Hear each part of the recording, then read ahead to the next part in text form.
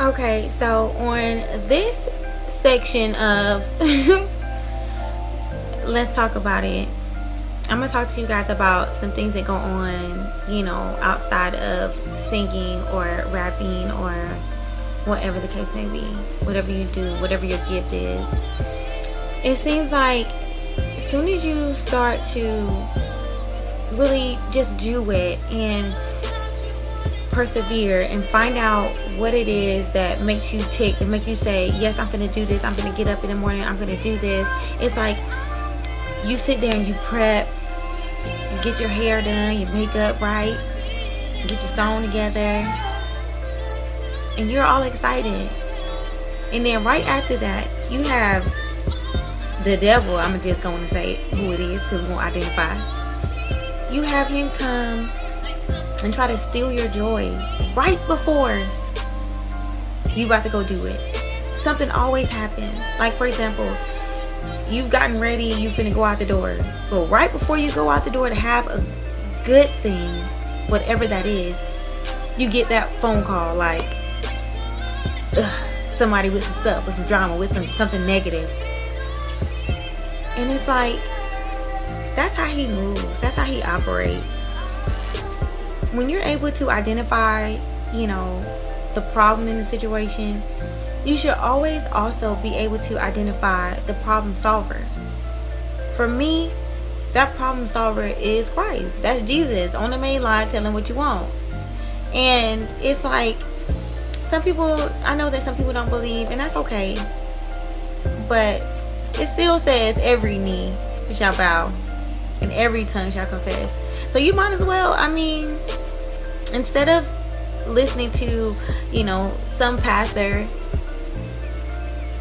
listen to the pastor as well as read the scripture for yourself. Apply the knowledge. Apply what's being said. Apply the scriptures to your everyday life and see what factually happens. Look for the tiny miracles in every situation. Look for the tiny things that take place. Look for the small things. Because you don't want to take those things for granted, because those small things have such a big impact. But then you also think about the fact that it says, have faith as a grain of a mustard seed. You know how small that is? So if it takes a grain of a mustard seed for your faith to move a mountain, to understand that the tiniest miracle could do the same thing. It's like Christ is a problem solver.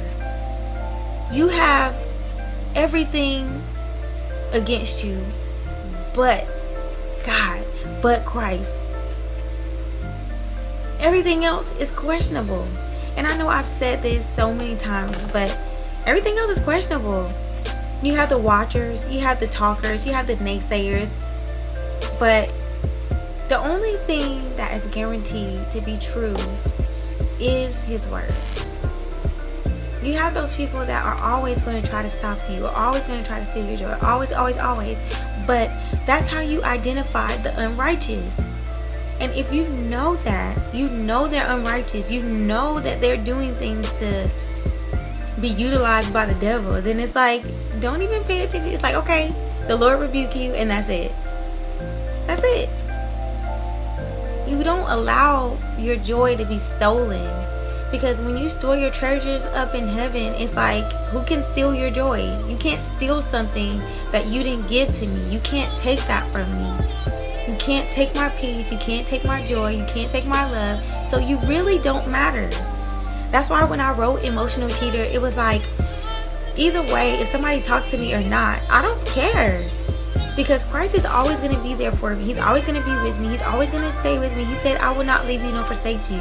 Other people will do that because they'll let the devil use them. And they don't care. It's okay though. It's not my will be done. It may be my test for today for me to see what I'm going to do and, overcome. You know what I mean? Like, so take it for what it is. You have people that listen to see what you're going to say, who you're going to say it to, who you're going to talk to. But it's not my business to go out here and run the streets about you. I'm not giving you free promotion because I don't let them be the judge of themselves. I pray for you diligently because I see what you're doing, but maybe you don't. It's not my place. It says judge not. So in that, it is what it is. I let my Father deal with those things. Leave it for him. Leave it for God. Like, leave it for our Father. If you let him deal with the vengeance, then it's better. Like, because he knows what they really deserve. And he's in control of all situations. So if they do something dirty, grimy, or whatever, then let him do it. Just let him do it. Because our Father will repay us. He will handle it. We are heirs by faith. You know what I mean? Like, we are heirs. We are his children. And it's like, he doesn't want me to be unhappy. He doesn't want the devil to steal my joy. He doesn't want the devil even bothering me. But I still have to show my sonship. So I have to be tested in some kind of way every day. Because, you know, it's 24 hours at a time. You know, people look at life like, I have all this time on my hands, and they always forget what really matters. You may not wake up tomorrow. So what did you do today to show your sonship to him? What did you do to show, okay, if I don't wake up tomorrow, I'm not going to have any regrets. Like, dang, I shoulda. Like, I don't want to be that person that, you know, something happens to somebody and then boom, you know, they're gone. Like, how would I feel?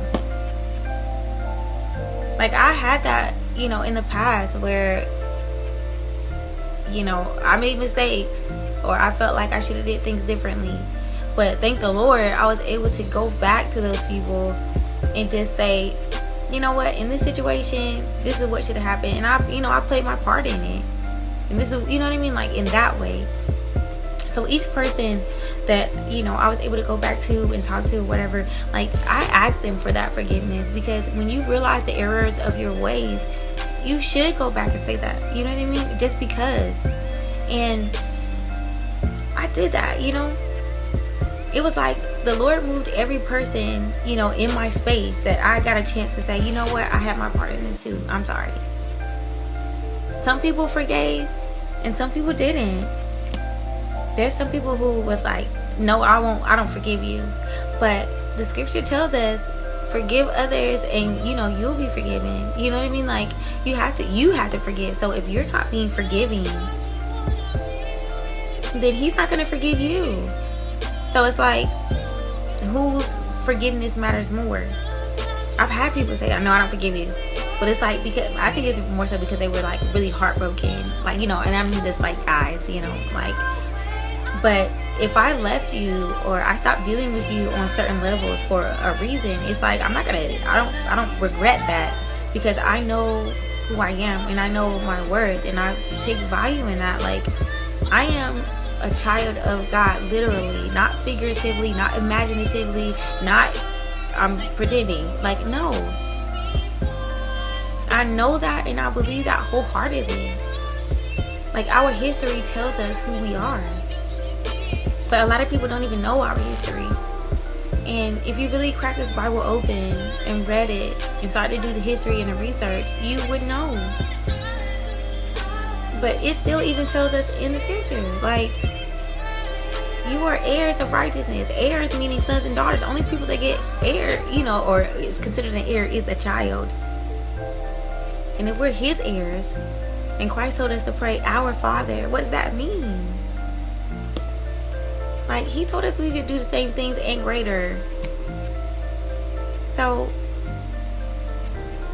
when the devil tries to get you, or tries to make you feel bad, or feel sad, or tries to steal your joy, or take you out the spirit, or whatever, it's like, are you finished yet? Not today. Yet. Not today.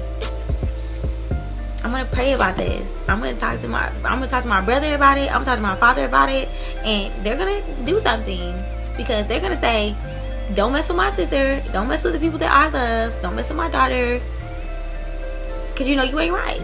Get out of here. That's why you got kicked out of heaven in the first place. You got kicked out. The devil got kicked out, okay? but bam, get out. You can't be in here because your pride. You wanted to be him. You wanted to be God. The devil wanted to be God. So what is that? Jealousy, envy, all those things. When you see someone else doing something and you're like, I want to be them, and you hate them for that, or you try to block them, or you be a stumbling block to them for that, it's like you're acting like your father, the devil, because that's what he does. Now, that's just observation. And in any event, I still just leave it for my father to deal with. I go to him, I talk to him, and he shows me like, but are you gonna let him stop you though? Are you gonna let him stop you from singing today? Are you gonna let him stop you from being happy? Are you gonna let him steal your joy? Are you gonna let him? And my answer is no. Because why? Because my faith overshadows any of the devil's woes. It's greater than that. So, vengeance is mine. I will repay the say the Lord. And I pray for those people that whatever it is that they allow the devil to get to them, it's like, okay, I hope that stops one day. But if it doesn't, I pray for you. Anyway, so this is another episode of I Talk About It. And get used to it, because I'm finna start talking about it more and more. I love you guys so much, and I hope that you enjoy the videos.